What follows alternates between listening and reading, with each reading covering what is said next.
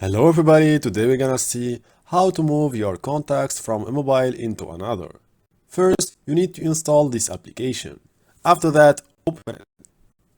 Click on Export, then click on Install in order to select all your contacts. After that, click Export Contacts.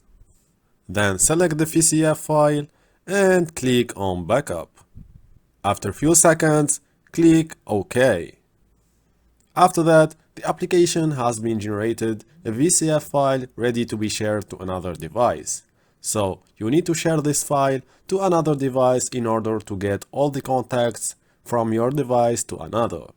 Click on these three dots and click on share. Is a way to share this file containing all contacts to another device. I will share it using Gmail and open it from another device. After I've received the file I sent from the other device, I'm gonna install the contacts, clicking on this VCF file, then selecting contacts. After that, you should choose Gmail account or another thing.